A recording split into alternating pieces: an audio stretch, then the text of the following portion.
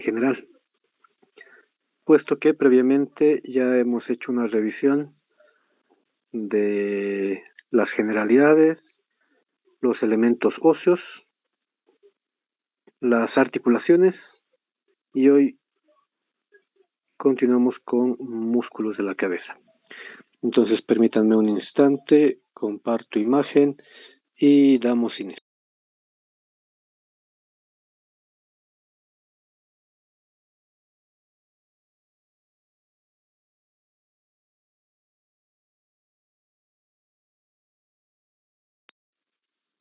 Bueno, les decía entonces, en un momento comenzamos. Voy a compartir imagen con esta nueva temática que vamos a revisar el día de hoy, referida a los músculos de la cabeza. Puesto que ya hemos hecho una revisión de los temas como por ejemplo generalidades, osteología, artrología de la cabeza, y hoy corresponde miología de la cabeza. Bueno, sin más preámbulo entonces comparto imagen y damos inicio.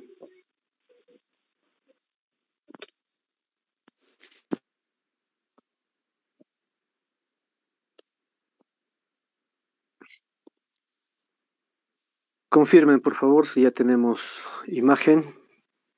Sí se puede ver, doctor. Sí, no se ve. Se puede ver. Perfecto, muchas gracias. Ahí estamos mejor. Bueno, nuestra cámara está un poquito desenfocada. Bueno, entonces, sin más,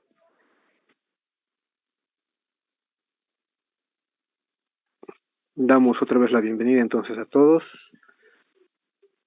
Vamos a iniciar con nuestro capítulo de hoy, miología de la cabeza.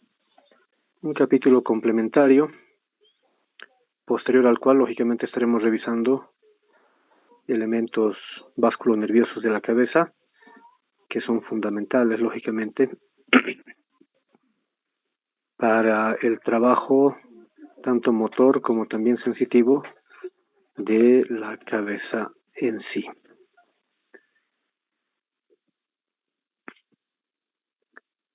Bueno, a manera de introducción,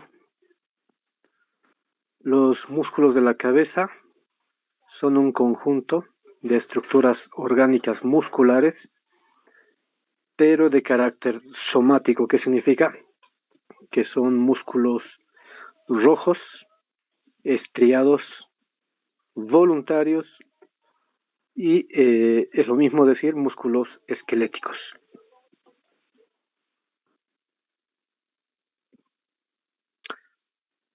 Ya sé, un segundito, a ver, para mejorarlo de la imagen, permítanme un segundito. Es que el dispositivo estaba para el otro lado, por eso no me enfocaba bien. Ya, perdón. Entonces decíamos, los músculos de la cabeza son todos aquellos músculos rojos estriados, esqueléticos, que responden a un estímulo voluntario. Ya dicho de otra manera, decíamos, son los músculos esqueléticos propiamente de la cabeza.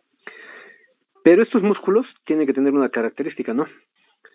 Sí o sí tienen que tener una inserción en los elementos óseos o cartilaginosos de la cabeza, sean tanto de la región del cráneo o de la cara, porque en esas dos regiones podemos encontrar músculos. Pero ya vamos a ver en un momento que prácticamente la mayoría más bien está enfocado al área del rostro, a la facies, al macizo facial, y otros están destinados específicamente a la mandíbula, porque sabemos que ese es el único hueso de toda la cabeza que es móvil.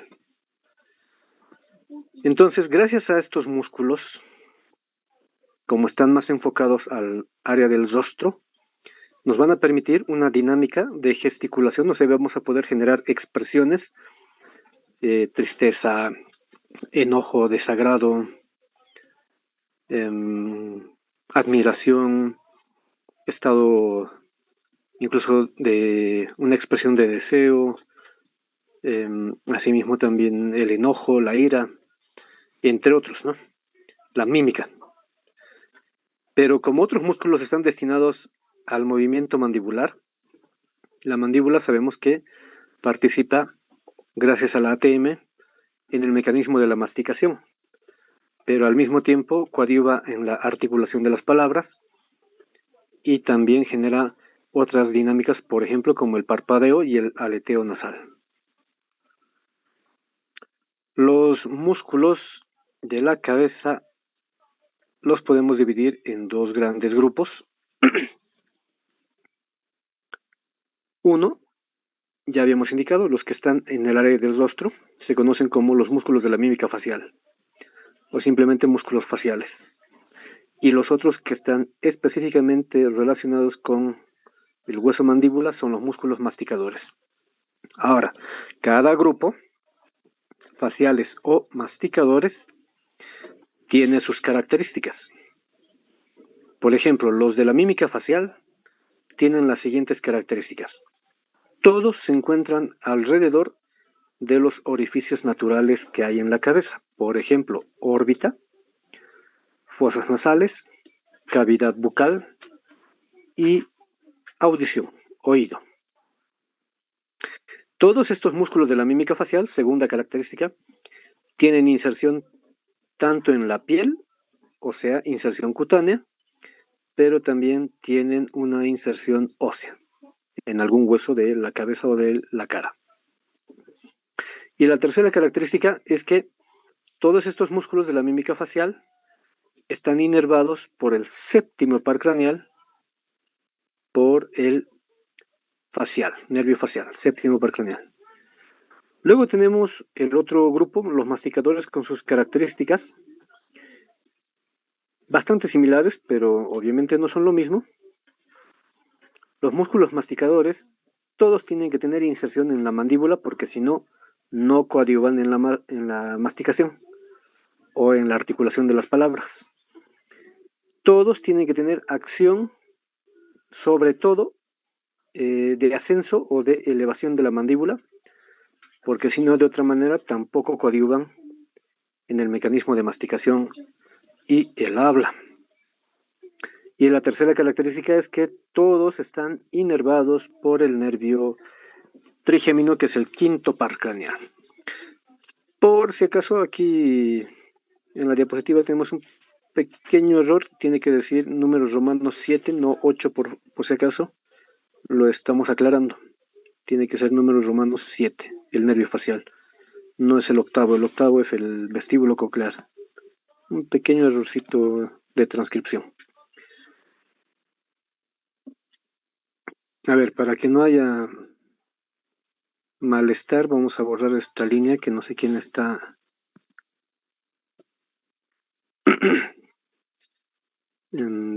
Por favor, se solicita que no manipulen la pantalla, la imagen, para que no haya prejuicio de visualización para el resto, ¿no? Para todos.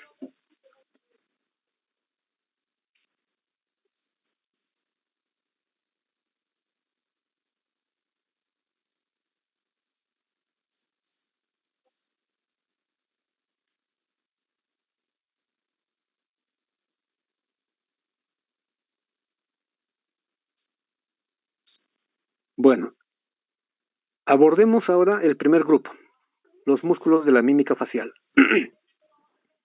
Estos músculos los encontramos en una cantidad de 21 músculos, pero en cada hemicara, o sea, en total, en toda la cara, en todas las facies, estaríamos hablando de más o menos 42 músculos, ¿no? En promedio. Cada hemicara se lleva 21. De todos estos músculos en la cara, de los llamados músculos de la mímica facial, la acción principal de la mayoría puede ser constrictora, algunos serán tal vez dilatadores, otros serán depresores y otros pueden ser elevadores. Lógicamente, uno que otro tiene una acción diferente a la que estamos mencionando. Ahora, gracias a los músculos de la mímica facial, como vemos aquí en el esquema, uno puede expresar lo que ya habíamos mencionado previamente, ¿no? Esta expresión o facies de sonrisa, una alegría bastante desbordante, un estado de angustia o preocupación, un estado de enoja, un estado de malestar, un estado de tristeza, un estado de asombro o de miedo o de terror, entre otros. Entonces, se pueden expresar todos los estados emocionales mediante las gesticulaciones gracias a estos músculos. Son varios músculos, ya hemos dicho 21 en cada hemicara. Los vamos a agrupar en estos 6 relacionados con diferentes segmentos de la cara específicamente. Como por ejemplo, tenemos el grupo el grupo muscular que se encuentra en la ceja y los párpados. Tenemos el grupo muscular alrededor de los ojos, el grupo de las fosas nasales, el grupo de la boca, el grupo de la región geniana y a la vez también bucal, porque estos habitualmente se los cataloga como un solo grupo, y el grupo de la oreja. Entonces, en la ceja y los párpados encontramos estos 3 músculos. Lógicamente no son tan específicos, aunque uno que otro sí. Por ejemplo, el fronto occipital, como su nombre dice, va desde la región occipital a la frontal. En un momento lo vamos a detallar con más precisión. Luego tenemos el músculo superciliar, el músculo piramidal nasal o prócero. En la órbita tenemos justamente el músculo del mismo nombre, el orbicular de los ojos. En las fosas nasales tenemos varios en relación con la pirámide nasal, como el propio músculo nasal con sus 2 porciones, transversa y alar, pero también están muy cercanos a esta el músculo elevador del ala de la nariz y del labio superior, y el otro músculo que es el depresor del tabique nasal. Alrededor de la boca tenemos varios músculos como el elevador del labio superior, el músculo orbicular de la boca, el elevador del ángulo de la boca, el depresor del ángulo de la boca y también el depresor del labio inferior. En la región geniana y también bucal, porque este es como un grupo mixto, encontramos a los cigomáticos, el mayor y el menor, el músculo buccinador, el músculo risorio, el cutáneo del cuello y los músculos mentonianos. Y alrededor de la oreja o las orejas están 3 músculos de manera específica, que en algún texto lo pueden encontrar como músculos extrínsecos del pabellón auricular. Son 3, el auricular superior, el auricular anterior, el auricular posterior. Entonces vamos a detallar a cada uno de esos músculos ya de manera más precisa para entender mejor sus características, pero sobre todo su funcionalidad. El primero, el músculo occipito frontal, es un poco indistinto si le llamamos fronto occipital, pero de preferencia es occipito frontal porque el que representa la actividad fija o la actividad inmóvil de palanca es el occipital. En cambio, el frontal representa la parte móvil, la parte activa. Entonces, el músculo occipital, bueno, entre ambos, el músculo occipito frontal son son 2 músculos, lógicamente izquierdo-derecho, de tipo digástricos. Son aplanados o anchos, más o menos cuadriláteros. Cada vientre tiene una forma o apariencia cuadrilátera. ¿Dónde se origina el músculo occipital? Porque ya hemos dicho, este va a representar la palanca, o sea, el punto de apoyo, donde va a estar firme, digamos, la estructura muscular. El occipital se origina en la línea nucal superior. Acá lo podemos ver en la imagen inferior izquierda. Ahí se nota mejor. En color violeta están esas imágenes, ¿ya? Y en verde en realidad está la línea occipital superior. Ahí se inserta la porción occipital. Y el otro borde, que es el borde superior de este músculo occipital, se inserta en el borde posterior inferior de la aponeurosis epicraneal. Ahora, el otro músculo, o sea, la otra porción, el otro vientre, que es el frontal o vientre anterior, se inserta en la galea epicraneana o en la aponeurosis epicraneal, aquí atrás, y termina insertándose en el otro extremo en la piel del entrecejo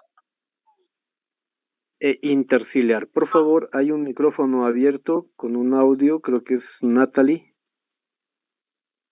Kisbert. Gracias. Entonces, el otro diente se inserta ahí, en la piel del entrecejo y en la piel de la frente y en la región ciliar. ¿Cuál es la acción? Primero, la acción del occipital es mantener fijo, mantener tenso a la aponeurosis. Cuando la aponeurosis está firme o tensa, recién viene la acción del frontal. ¿Cuál es la acción del frontal? Es traccionar hacia arriba y hacia atrás la piel del entrecejo, de los párpados y de toda la región frontal. Por eso al músculo occipito frontal se lo considera como el músculo de la atención o admiración. Pasemos, vamos a correr un poquito porque son varios músculos y el tiempo se nos va. En esta diapositiva tenemos dos músculos, por si acaso, que estamos describiendo. Uno está en la parte superior y otro hacia la parte inferior. El de arriba es el músculo prócer o piramidal nasal. Es un músculo delgado, alargado, de aspecto rectangular. Se origina hacia abajo en los huesos propios de la nariz, ¿ya? Sus fibras ascienden casi de manera vertical y se insertan en la piel del entrecejo. La teoría nos dice este músculo prócer es un músculo antagónico a las fibras internas o mediales del músculo frontal. ¿Qué significa? El músculo frontal tracciona hacia arriba la piel de la frente, en cambio, la piel de la frente y el entrecejo, en cambio el prócer hace lo contrario, tracciona hacia abajo la piel del entrecejo y la frente. Cuando generamos esa acción, ¿qué expresión vamos a denotar en la persona? Con la acción del músculo prócer vamos a tener la expresión o la facies de enojo, de ira. Entonces, por eso se lo conoce a este músculo como el músculo de la ira, del enojo o de la rabia. Lógicamente, ningún músculo trabaja solo. Hay varios que se activan al mismo tiempo para terminar de generar de un modo completo la expresión final que uno quiere denotar, ¿no? O sea, si yo quiero denotar una expresión de enojo, no solamente activaré al prócer, pero me bastaría con el prócer para entender que una persona está ya expresando una facies de enojo. Otro, el de abajo es el músculo corrugador de la ceja o llamado también superciliar. El músculo corrugador de la ceja es delgado, alargado, como vemos ahí en el esquema, se extiende desde el arco superciliar y termina en la piel de la ceja. Es bastante pequeñito. Este músculo, nos dice la teoría, eleva la cabeza de la ceja y abate o deprime la cola de la ceja, porque las dos cejas tienen tres porciones, cabeza, cuerpo y cola. Entonces, al elevar la cabeza y al abatir la cola, ¿qué expresión nos denotará la persona cuando se activa este músculo? Se expresa la facies de tristeza, de angustia. Por eso a este músculo, el corrugador de la ceja o superciliar, se lo conoce como el músculo de la tristeza. Reitero, cada expresión no puede ser completa si no se activan además otros músculos. El orbicular. Esta es una diapositiva solo para el orbicular, porque tiene varias características. Primero, es un músculo circular, o sea, sus fibras son circulares, es aplanado y ancho. Se reconocen tres porciones habitualmente, las que están aquí en los párpados, la porción orbitaria o periférica, y hay otro fascículo que es profundo, en relación con otros elementos hacia la parte profunda, lógicamente. ¿Dónde se origina todo el músculo? En este ligamento que estamos viendo en este esquema de la parte inferior izquierda, se llama el ligamento palpebral medial o interno. Y de ahí las fibras dan toda una vuelta, adhiriéndose además todo el contorno de la órbita. O sea, todos los huesos que forman la órbita también le sirven de inserción a las fibras circulares periféricas del músculo orbicular. Y una vez que ya está estructurado el músculo, ¿cuál va a ser su acción? La acción específica es cerrar la hendidura palpebral. Ojo, la expresión cuando nosotros, y es muy frecuente, cuando nosotros decimos estamos cerrando el ojo, no es tan correcto, por si acaso.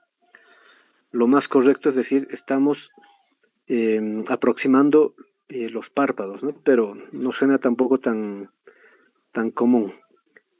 Pero lo legal sería eso. O sea, estamos disminuyendo el espacio de separación entre los dos párpados, o sea, la hendidura palpebral. Esa es la verdadera acción. Ahora, cuando generamos ese mecanismo de parpadeo, ya también estamos haciendo que las lágrimas que se producen, no necesariamente en llanto por si acaso, sino se producen lágrimas de manera constante, porque una lágrima, una gota de lágrima, coadyuva en la limpieza de la conjuntiva, tanto de la córnea y de otros sectores acá en el globo ocular, pero no es nuestra temática para hoy. Entonces, esa lágrima tiene que recorrer un camino para poder ser eliminada después, porque lo que está haciendo es, repito, barrer, está limpiando algunas impurezas o partículas de suciedad que se pegan, ¿no?, hacia la conjuntiva del ojo. Y además, siguen una ruta muy específica hacia la parte interna de la cavidad orbitaria, donde además vamos a encontrar al saco lagrimal en el conducto conocido como el conducto órbito-nasal, y que redirige las lágrimas hacia la fosa nasal correspondiente.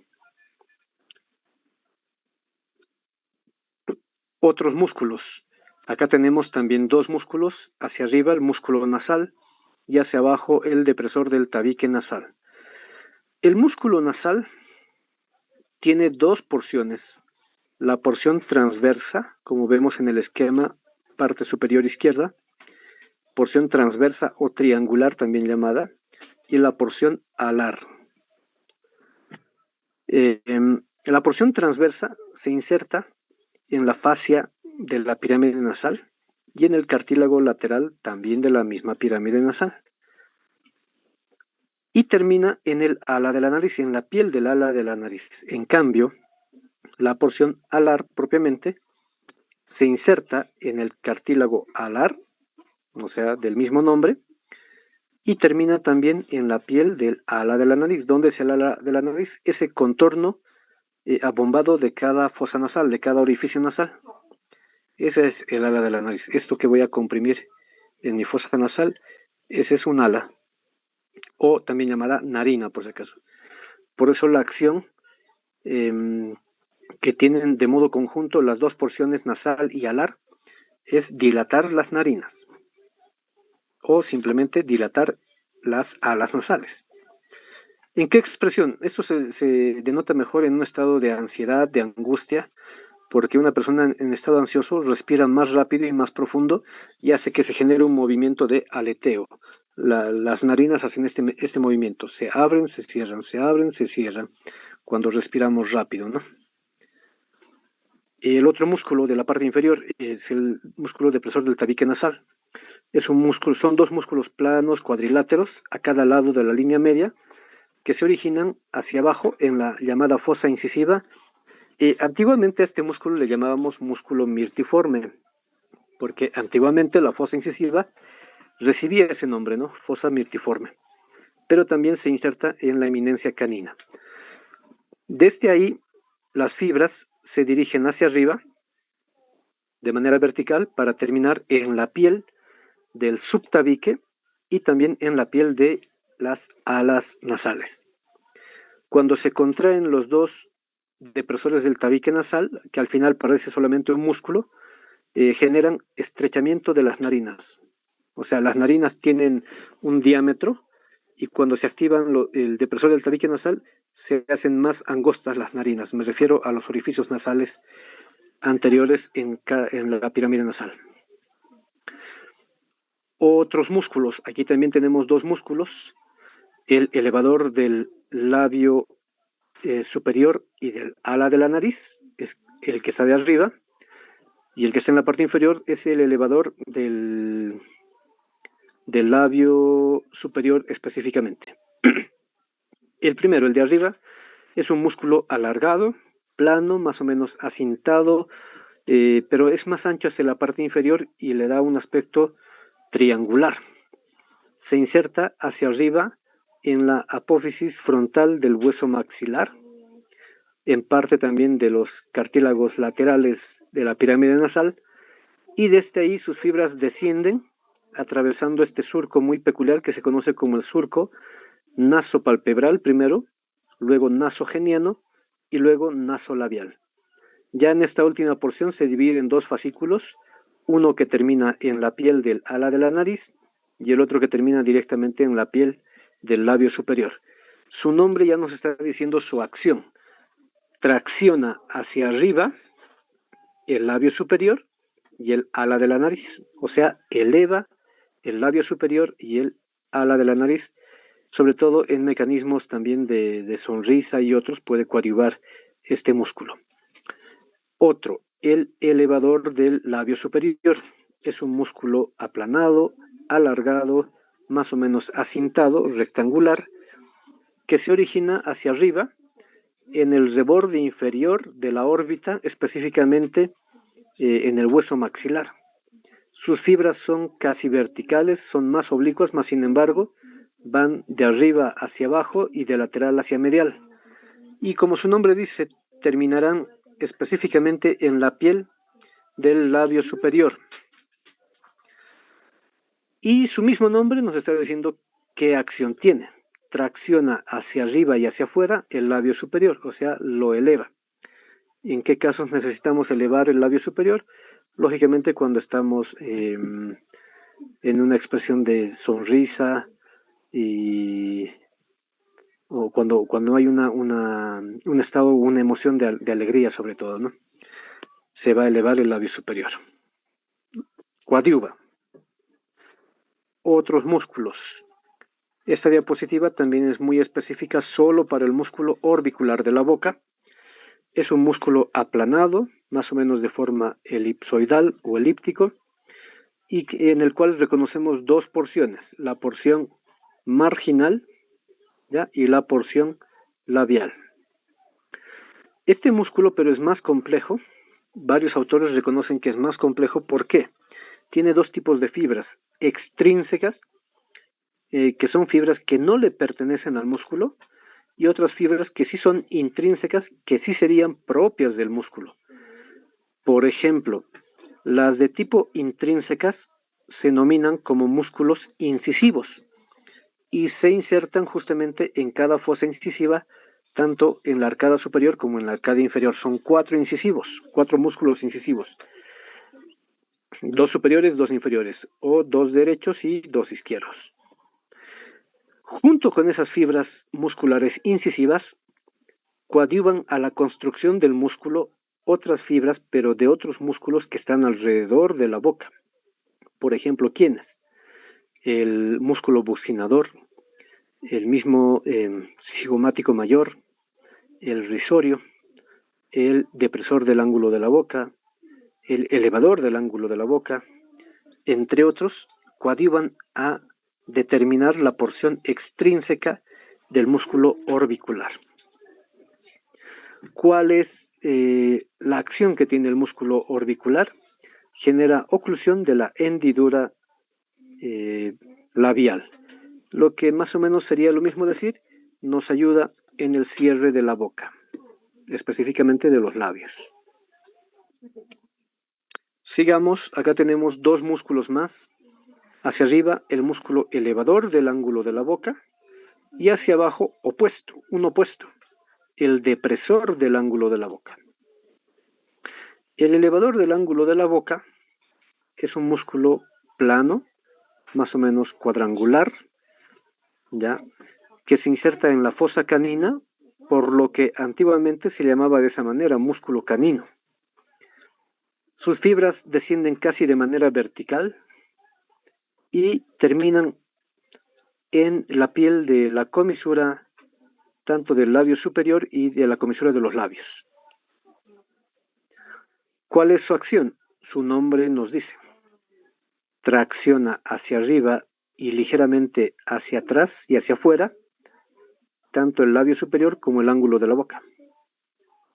O sea, eleva el ángulo de la boca y el labio superior.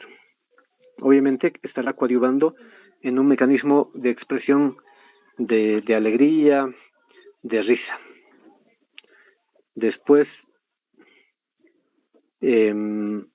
hacia abajo hemos dicho está el músculo depresor del ángulo de la boca, es antagónico al anterior, o sea, tiene una acción muy opuesta. Es un músculo plano, pero más o menos de apariencia y forma triangular, por eso antiguamente le llamaban el triangular de los labios. Se inserta en la línea oblicua externa de la mandíbula y termina hacia arriba, específicamente en la piel del ángulo de la boca o ángulo de los labios. Entonces su nombre nos dice su acción, ¿no? Tracciona hacia abajo y hacia afuera el ángulo y en parte también el labio superior. O sea, deprime el ángulo de los labios o de la boca y al mismo tiempo deprime el labio superior. ¿Cuál va a ser el objetivo? Generar una expresión de tristeza o de angustia. Luego tenemos desde la región geniana los músculos cigomáticos, mayor y menor. Al lado izquierdo, el músculo cigomático mayor, que es un músculo aplanado, acintado, o sea, rectangular, y que se origina en el hueso cigomático cara lateral. Sus fibras descienden de manera oblicua, de arriba hacia abajo y de posterior hacia anterior. Termina el músculo cigomático mayor en la piel del ángulo de la boca o ángulo de los labios o comisura labial, que es lo mismo. ¿Cuál es la acción del músculo cigomático mayor? Tracciona hacia arriba, hacia atrás y hacia lateral, hacia afuera, el ángulo de la boca. Por lo tanto, a este músculo cigomático mayor es al que verdaderamente consideramos como el músculo de la alegría o de la risa verdadera o de la risa desbordante, al músculo cigomático mayor.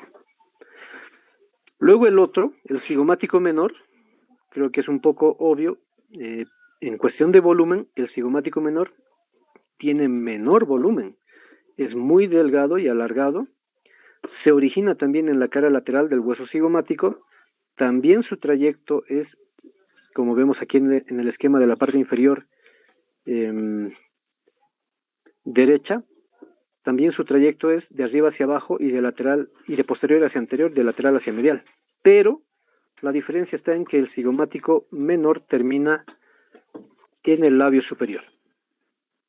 Entonces, el cigomático menor, que algunos autores lo catalogan como un músculo inconstante, es decir, que no todas las personas tendríamos este músculo, simplemente genera tracción del labio superior hacia arriba, hacia afuera y hacia atrás. Colabora, por lo tanto, con el cigomático mayor para la expresión de la risa verdadera o la alegría. Otro músculo. Esta diapositiva también es específica para un solo músculo, que es el buccinador. El buccinador es un músculo muy peculiar, conocido como el músculo de los trompetistas. ¿Ya? Es plano y es cuadrangular, aunque otros autores lo catalogan como irregular. Se origina atrás, tanto en el hueso maxilar como en la mandíbula, y en este tejido fibroso conocido como el rafe pterigomandibular. Entonces, desde esas inserciones, las fibras se van hacia adelante, o sea, son horizontales, y terminan tanto en la piel de la comisura de los labios como hacia el labio inferior y hacia el labio superior. Entonces, el buccinador, ¿cuál va a ser su acción? Tracciona la piel de la comisura hacia atrás y hacia afuera, generando una expresión de seriedad, de calma o de tranquilidad. ¿Ya? Pero al mismo tiempo, el músculo buccinador genera una compresión en la cavidad bucal. ¿Cómo lo entendemos eso? aumenta la presión intrabucal y eso va a generar que se expulse aire por la boca. Entonces, cuando expulsamos aire, ¿qué mecanismo nosotros podemos realizar? Podemos, por ejemplo, silbar. Entonces, esta acción de silbar la estamos realizando gracias al músculo buccinador. Pero este propio mecanismo de expulsión de aire lo aplican justamente todos aquellos profesionales o personas que se dedican a tocar no solamente este instrumento de viento, es decir, la trompeta, sino cualquier instrumento de viento. Bueno, pero muy típicamente se lo conoce de esa manera, ¿no? Como el músculo de los trompetistas. Otros músculos. Aquí tenemos también dos, hacia arriba el risorio y hacia abajo el músculo compresor de los labios. El risorio es un músculo inconstante, y muchos autores lo reconocen de esa manera. Es delgado y a la vez triangular. Se origina hacia atrás en la fascia del músculo macetero y hacia adelante termina en la comisura de los labios. Algunas fibras pueden ir hacia el labio superior y otras hacia el labio inferior. De todos modos, el risorio tracciona hacia atrás y hacia lateral la comisura de los labios. Pero, si bien se le llama risorio, no está catalogado como un músculo que realmente exprese una risa verdadera. Por eso la mayoría concuerda y dice, se lo conoce más bien como el músculo de la risa falsa o de la mueca. O sea, es como gesticular, como que me estoy riendo de manera irónica, ¿no? La risa irónica. Esa es la acción del risorio cuando existe, porque, repito, se lo cataloga más como un músculo inconstante. El otro músculo de abajo, que es el músculo compresor de los labios, es un conjunto de fibras musculares bastante cortas en los labios específicamente, que se dirigen de adelante hacia atrás, parten en la piel de los labios, tanto superior e inferior, y terminan hacia profundidad en la mucosa también del labio, tanto superior como inferior. ¿Cuál es la acción de este músculo cuando existe? Porque no lo vamos a encontrar en toda la etapa de un ciclo de vida, sino solamente en etapas específicas como en la infancia, particularmente durante la lactancia, porque la acción de este músculo es generar mecanismo de succión, lo que específicamente realiza un bebé durante la lactancia, ¿no? Succión para la extracción del producto lácteo del seno materno. Otros músculos, tenemos el músculo depresor del labio inferior hacia arriba y el músculo mentoniano hacia abajo. El depresor del labio inferior es un músculo aplanado, cuadrilátero, que se origina específicamente en la mandíbula, en la línea oblicua externa de la mandíbula. Sus fibras son casi verticales hacia arriba, dirigidos hacia la piel del labio inferior, donde terminan. Y como su nombre nos dice, generan el mecanismo de depresión del labio inferior, o lo que sería lo mismo decir, hay una tracción hacia abajo y hacia adelante. Ya ese mecanismo, como en algunas sociedades o poblaciones lo mencionan o lo han nominado como el puchero. ¿Ya? Esto se ve mejor en los infantes, en los niños, cuando ellos están en estado de llanto o pre-llanto, empiezan a generar una expresión vertiendo el labio inferior, ya más o menos de esta manera, generando esa fase o esa expresión del puchero. Luego tenemos el músculo mentoniano. El músculo mentoniano son dos, lógicamente, músculos delgados y alargados a cada lado de la línea media. Se originan hacia arriba en la eminencia alveolar, ya lo tenemos acá, y desde las eminencias alveolares de las piezas dentarias inferiores, anteroinferiores, estas fibras de este músculo se dirigen hacia abajo para terminar específicamente en la piel del mentón. Entonces, ¿cuál va a ser la acción del músculo mentoniano? Que al final también parece ser como una sola masa muscular, por eso autores lo reconocen como la borla del mentón. Su acción es elevar la piel del mentón, ¿no? En diferentes expresiones. Y bueno, casi por último, de los músculos de la mímica facial tenemos el músculo platisma. El músculo platisma es un músculo ancho, aplanado, subcutáneo, de apariencia o forma rectangular, que se origina hacia abajo, en todo el sector de la cintura escapular, específicamente en la cara superior de la clavícula y de las fascias superficiales de la región, y en la región acromial o articulación acromioclavicular, y también incluso puede llegar a insertarse en la región deltoidea.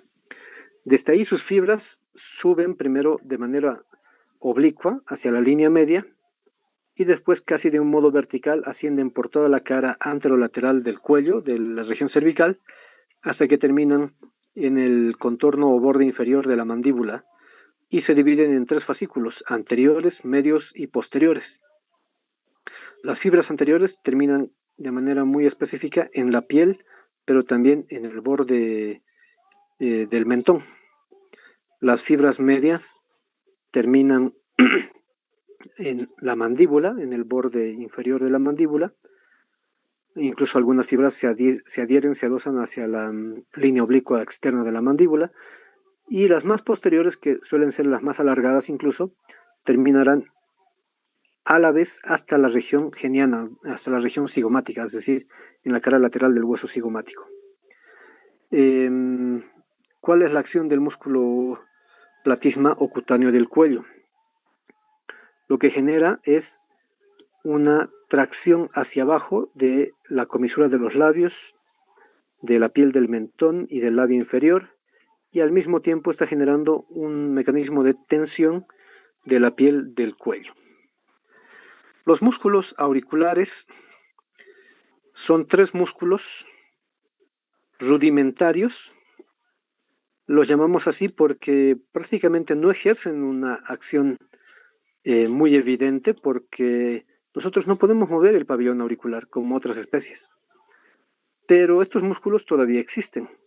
Los autores dicen son músculos que están en regresión, que significa que probablemente en un tiempo puedan desaparecer.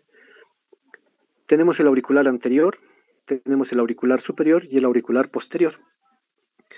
Los 2 primeros se insertan acá, en la aponeurosis epicraniana, lógicamente de la región frontal y de la región parietal.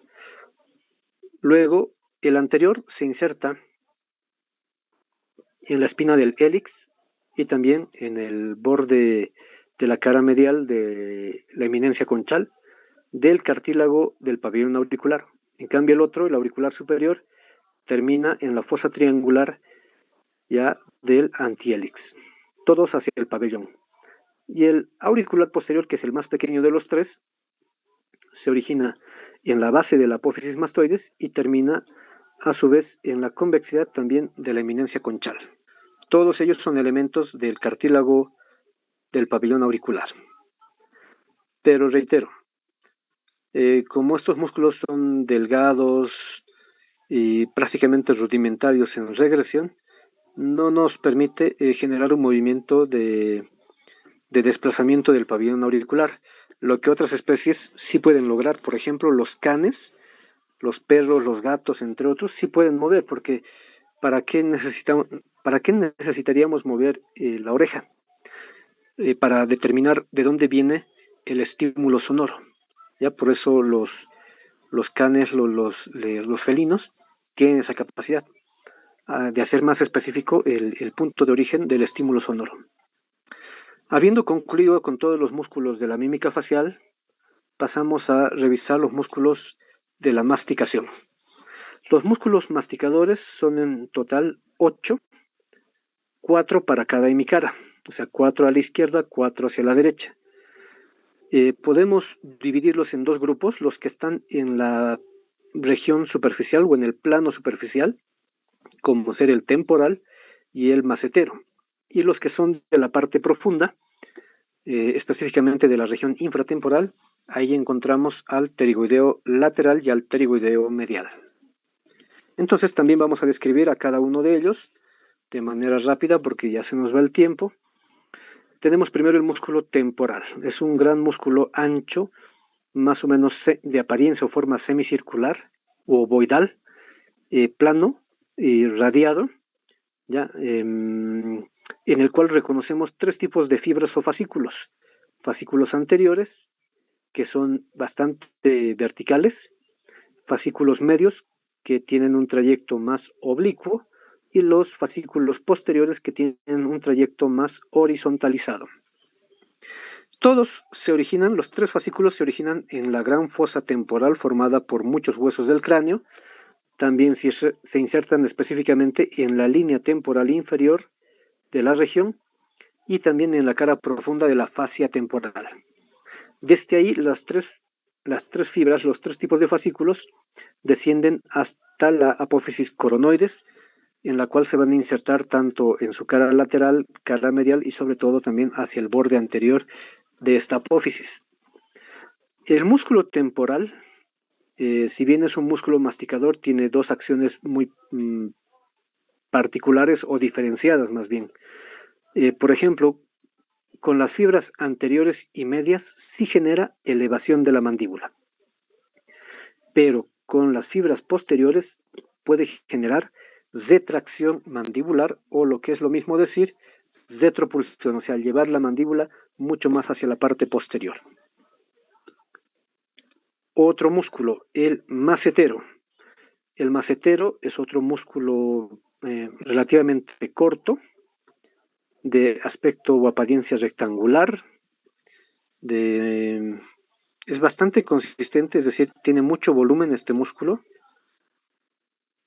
Sus fibras algunas son verticalizadas, otras van a ser oblicuas. Reconocemos tres planos en este músculo: plano superficial que estamos viendo, el plano medio y el plano profundo. Las tres fibras o tipos de planos, los fascículos, se insertan hacia arriba en el borde inferior del gran arco cigomático, o sea, tanto en el hueso maxilar como en la apófisis cigomática del hueso temporal. Y las fibras que ya decíamos, la mayoría pueden ser verticales y hay otras oblicuas, terminan tanto en la cara lateral del ángulo de la mandíbula, otras terminan en la cara lateral de la rama ascendente, también de la mandíbula, y otros incluso en la cara lateral de la apófisis coronoides, también de la mandíbula.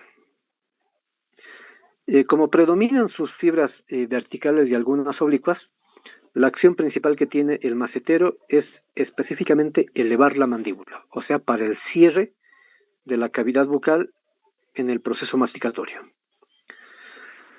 Y ya para ir terminando, tenemos al músculo pterigoideo lateral y en un instante hablaremos del pterigoideo medial, o sea, los músculos del plano profundo, ¿no?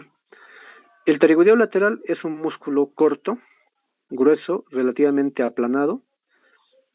Presenta generalmente dos fascículos, el fascículo superior o esfenoidal y el fascículo inferior o pterigoideo. ¿Qué tiene de específico el músculo pterigoideo lateral, además de tener sus dos fascículos? Sus fibras son horizontales, porque se están insertando hacia adelante en la cara lateral o externa del ala mayor del esfenoides, el fascículo superior, y también de la región infratemporal. Y en cambio, el fascículo pterigoideo se inserta específicamente en la cara lateral de la lámina lateral de la apófisis pterigoides. Al final, los dos fascículos se unen en un solo tendón hacia atrás, porque, repito, son más o menos horizontales las dos fibras, y terminan en el cuello de la mandíbula. Pero otras fibras tendinosas terminarán también adheridos a la cápsula articular de la articulación temporomandibular y otras pueden terminar adheridos a el disco articular de la articulación temporomandibular. Como se darán cuenta, este músculo, por la orientación de sus fibras, no puede generar elevación de la mandíbula. No es elevador el pterigoideo lateral. Lo estoy recalcando. Cuando se activa, un solo pterigoideo lateral genera la diducción, que es el movimiento de la mandíbula a un lado y al otro lado. Diducción mandibular. Pero cuando activamos a los dos pterigoideos laterales, ¿ya? La mandíbula protruye hacia adelante, o sea, es propulsor mandibular o antepulsor mandibular, que es lo mismo. Y en el mecanismo de propulsión, de hecho, el mismo pterigoideo lateral más bien coadyuva a una ligera apertura de la mandíbula, o sea, puede descender ligeramente la mandíbula. Y cerramos por hoy nuestro capítulo con el músculo pterigoideo medial. El músculo pterigoideo medial es un músculo corto, grueso, cuadrilátero, aunque tiene más aspecto rectangular, es un poco más alargado, que se origina de un modo específico en la gran fosa pterigoidea, entre las dos láminas de la apófisis pterigoides del hueso esfenoides. Y desde ahí sus fibras se dirigen hacia abajo y hacia atrás, ¿ya? O sea, son oblicuas, para terminar de un modo conjunto en la cara medial del ángulo de la mandíbula. Y también otras fibras más cortas se insertan en la cara medial de la rama ascendente, también de la mandíbula. Al igual que el macetero, porque de hecho se parece mucho al macetero, en estructura sobre todo, entonces su acción es bastante similar, eleva la mandíbula. Solo como dato curioso, antiguamente al pterigoideo medial se lo nominaba como el músculo maceterino interno, porque el otro era el maceterino externo, o lo que sería lo mismo decir el macetero superficial, y este otro era el macetero profundo. Pero ya no, obviamente ya no es así, ¿no? Este es pterigoideo medial y solo este otro de acá sería el macetero. Y bueno, con eso concluimos nuestra presentación de hoy. Si tienen alguna consulta, alguna duda, solo voy a atender un par, 2, máximo 3 consultas que tengan. A ver, adelante.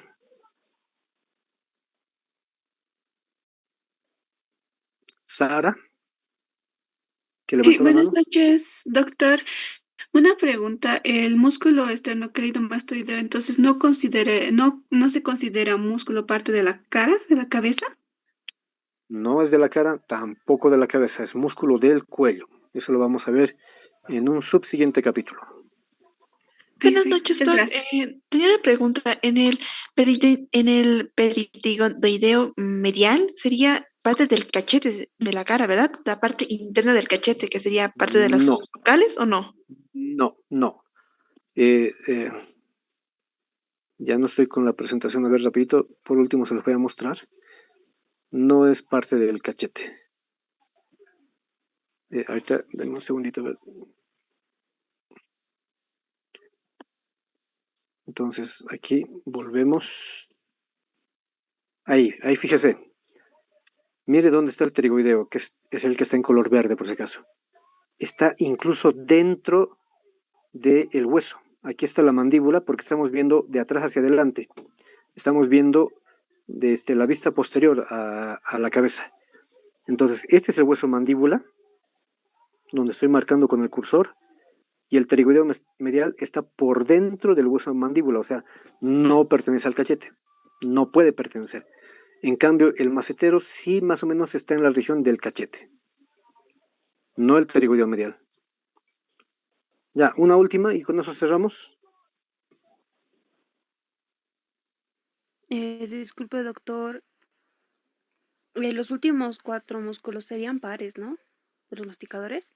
Para hacer 8 Claro, músculos. hemos dicho, aquí lo hemos dicho, ¿no? ¿Dónde está? Aquí arriba. Hemos dicho son 8. 4 a un lado, 4 al otro lado. Y listo. Bueno, señoritas jóvenes, con esto concluimos nuestra actividad del día de hoy. Se agradece la presencia de modo virtual. Nos estamos reencontrando la siguiente clase, que sería el día viernes, por favor. Bueno, que tengan un buen descanso, una buena noche. Hasta la siguiente clase. Gracias. Chao, chao. Hola, buenas tardes.